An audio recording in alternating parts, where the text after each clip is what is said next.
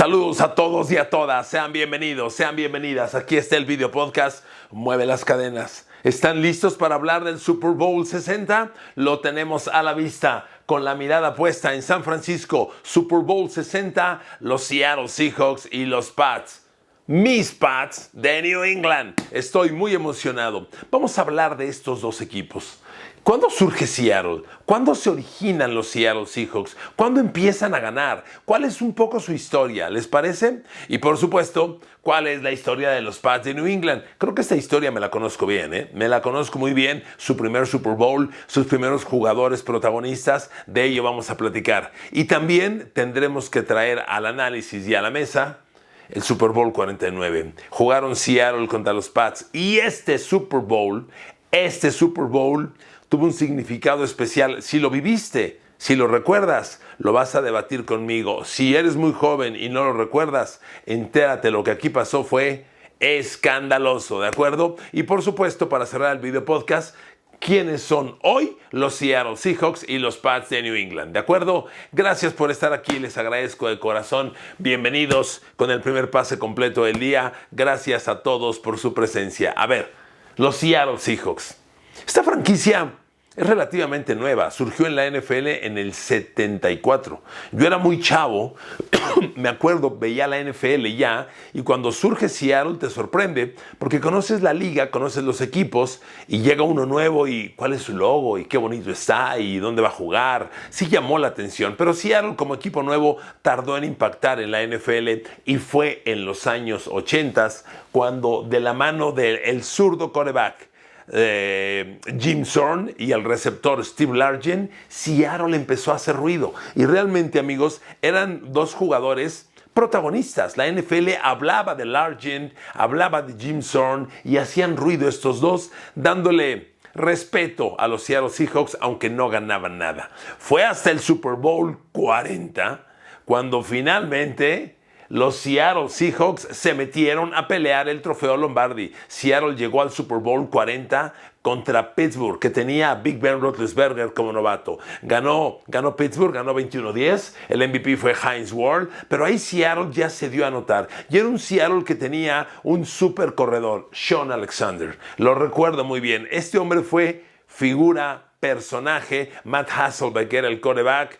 Les repito, hicieron ruido y llegaron a un Super Bowl, fueron protagonistas. Pittsburgh resultó superior. Fue un partido en el que Pittsburgh corrió el balón para ganar. Fue el Super Bowl primero que gana Bill Cowher como coach. Y bueno, ahí llegó Seattle y empezó a hacer noticia. Pero realmente la generación de oro de Seattle llegó con Legion of Boom. Esa legión del boom, ese perímetro, ese equipo de los Seahawks que llegó a los Super Bowls 48 y 49 es el gran Seattle de la historia. Me refiero a Richard Sherman, a Bobby Wagner, a Cam Chancellor. Este equipo maravilloso, excepcional. En el Super Bowl 48 destrozaron a Denver. Ese año Denver de Peyton Manning impuso récord. Fue la ofensiva más anotadora en la historia de la NFL. El año que tuvo ahí Peyton Manning es el mejor año de cualquier quarterback en la historia de la NFL. Pues Seattle los destrozó 43-8 en el Super Bowl 48 que se jugó en Nueva York. Y al año siguiente, Seattle repitió en el Super Bowl con esta misma generación, obviamente. Llegó al Super Bowl contra los Pats y lo perdió 28-24. Deme unos minutos y detallo este gran Super Bowl y todos los elementos que lo aderezaron para hacerlo un Super Bowl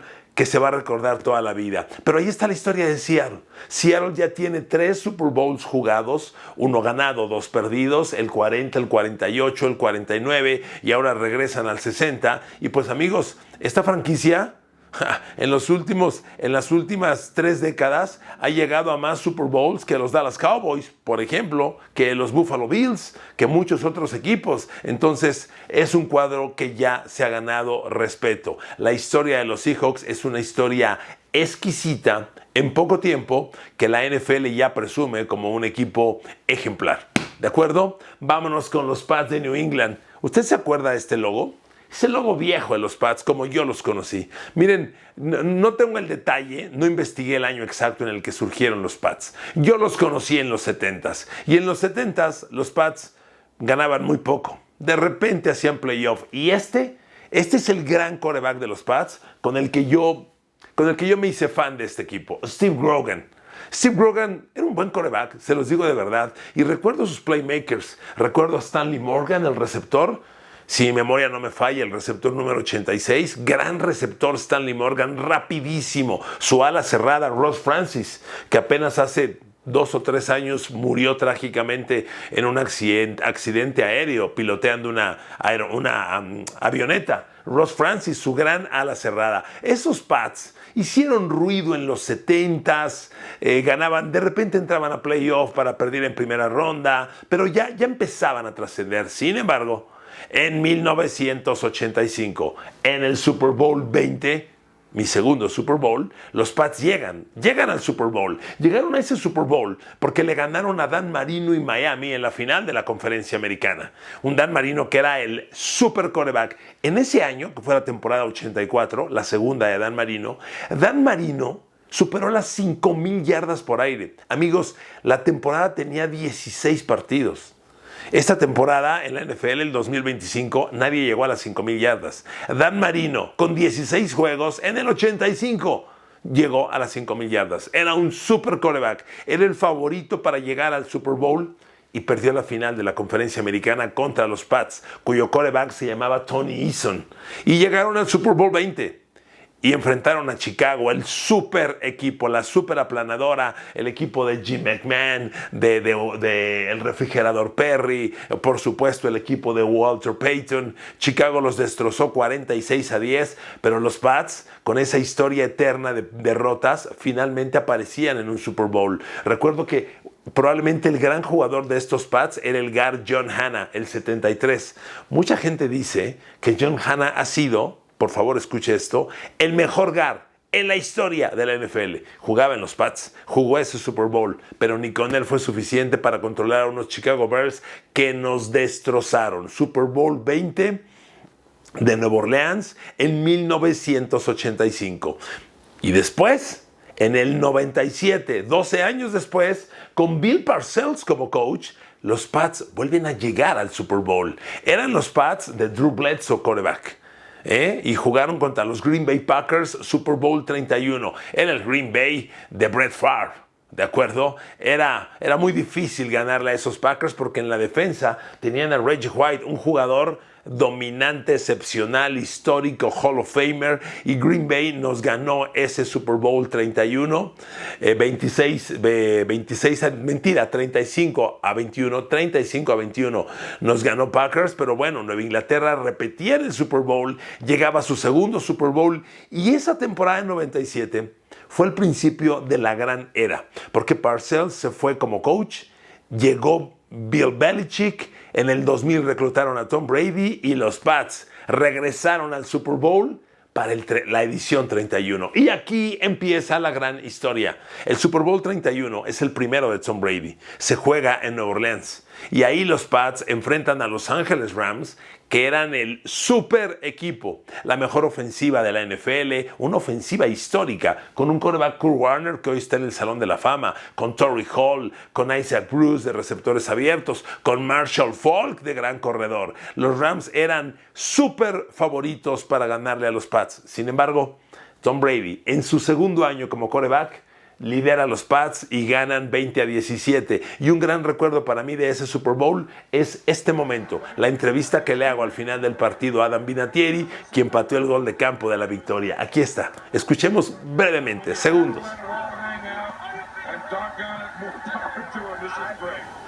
Ese es Adam Vinatieri después de patear el gol de campo ganador, platicando conmigo en el Super Bowl 36. Y ahí empezó la gran historia. Porque Tom Brady y los Pats de esa época llegan a 3 Super Bowls en 4 años. 3 en 4 años. Y los ganan todos. Ganan el 36, el 38 y el 39. Y ahí empieza la dinastía. Tom Brady y los Pats dominan la NFL 2 décadas. 20 años. ¿Lo pueden creer? Así ocurrió. Y ahí empezó la gran leyenda de los Pats. Cuando Tom Brady termina su era con los Pats, los llevó a 9 Super Bowls. Ganaron 6. Sumados a los 2 primeros, los Pats tienen al momento 11 Super Bowls jugados, 6 ganados. Y al próximo que van a llegar al 60 va a significar el 12º, 12 Super Bowls jugados. Nueva Inglaterra es el equipo con más Super Bowls jugados y con más Super Bowls ganados. Empata con Pittsburgh en 6 victorias. Y si le gana a Seattle el próximo 8 de febrero, será el único y máximo ganador histórico con 7. Esperemos que lo logre, ¿verdad? Pero esa es la historia de Tom Brady. Es ahí como se empieza a gestar toda esta historia maravillosa. Ahora, amigos, el último Super Bowl de Tom Brady fue el 53. Cuando le ganó otra vez a Los Ángeles Rams, a los que derrotó 2 veces en Super Bowl, los derrotó 13-3, y ahí fue el último Super Bowl de Tom Brady con los Pats, el 53. En el 60 están de regreso. 7 años después, Nueva Inglaterra está de regreso en el Super Bowl. Y es lo que mucha gente pregunta, ¿cómo le hacen? Yo les quiero decir una cosa.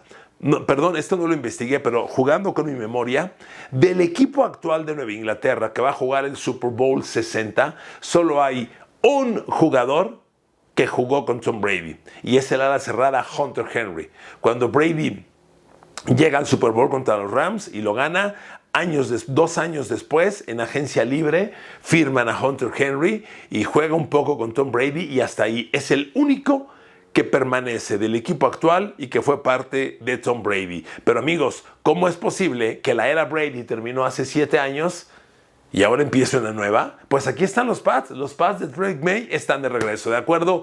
Esa es la rica historia de los Pats de New England. Al momento, 11 Super Bowls jugados, 6 Super Bowls ganados, y van por el 12 jugado y el 7º ganado. Pero bueno, estos 2 equipos se enfrentaron en el Super Bowl 49, que tuve el honor de narrar. Y amigos, la historia de ese Super Bowl es que los Pats ganan 28-24. Pero Seattle llegó a 20 segundos del final a la yarda 1 de los Pats. A la yarda 1 para el touchdown de la victoria. Y tenían en Marshawn Lynch al super corredor. Un corredor que ese día superó las 100 yardas contra los Pats y que realmente era imparable, y que acababa de correr la pelota para llevarla de la yarda 5 a la 1. Todo el mundo esperaba de nuevo a Marshawn Lynch para el touchdown que seguramente ganaría el Super Bowl, porque les repito, quedaban 26 segundos. Y entonces, en la segunda oportunidad, 1 yarda para anotar, el coordinador ofensivo de los Seahawks, Darren Bevell, manda pase, y Russell Wilson busca a su receptor abierto Ryan Lockett. Un envío que debió ser hacia abajo, lo lanzó muy alto, lo lanzó a la altura del pecho, y aparece la figura de Malcolm Butler, un corner novato de los Pats, que llegó de agente libre, que ni siquiera fue reclutado en el draft. Intercepta y los Pats ganan el juego. Y desde entonces la fanaticada de Seattle dice, ¿por qué no corrieron con Marshawn Lynch? ¿Por qué no corrieron? Se hizo histórica la escena de Richard Sherman, el corner de los Seahawks, que en la banca, incrédulo, ve la escena y parece que quiere llorar. Al final del partido buscó a Tom Brady y le dio la mano en una escena muy bonita, que aquí está. Y amigos, esa es la historia que 11 años después acarrean Seattle y los Pats. Super Bowl 49. ¿Por qué Seattle llegó a la yarda 1 para ganar? Y en lugar de correr, prefirió lanzar, le interceptaron y perdió el Super Bowl. Para Tom Brady fue una victoria monumental, jugó un gran partido, realmente jugó un partido excepcional contra una defensa.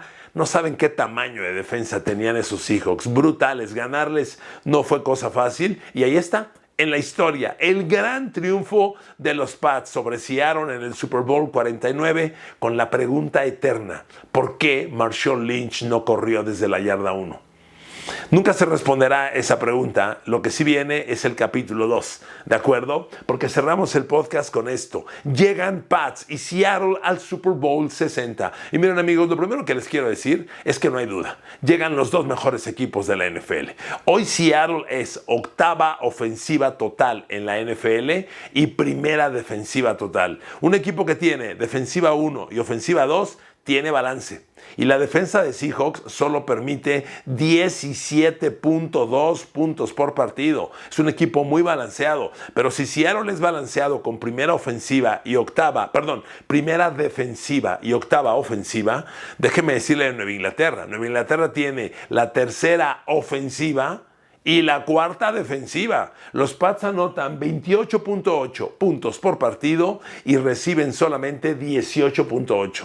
Son dos equipos sumamente equilibrados. Seattle tiene en Sam Darnold un quarterback de 4,000 yardas que le lanza al líder receptor de la NFL, Jackson Smith-Njigba. Número 1 de la NFL, esta dupla Darnold-Smith-Njigba es letal. Los Pats tienen en Drake May un quarterback de 4,500 yardas. Contendiente a MVP, podría ser MVP, para mí lo es. No creo que se lo den, pero ahí está Drake May. Y la defensa de los Pats en playoffs ha subido su nivel tremendamente. En temporada regular registraron 35 sacks, de acuerdo, pero en los 3 juegos de playoff han sumado 12, y ese es un factor bien importante, porque la defensa de Seattle en temporada regular tuvo 47 sacks, superior a la de los Pats, pero en playoff solo lleva 3. Amigos, 2 grandes equipos, 2 grandes historias, y nos aguarda un partido excepcional. Primero Dios, el domingo salgo a San Francisco y desde allá el siguiente video podcast del próximo jueves. Por hoy es todo. Les agradezco mucho su atención, amigos, amigas. Un abrazo con cariño y agradecimiento. Emocionados para el Super Bowl 60. Nos vemos la siguiente semana desde San Francisco.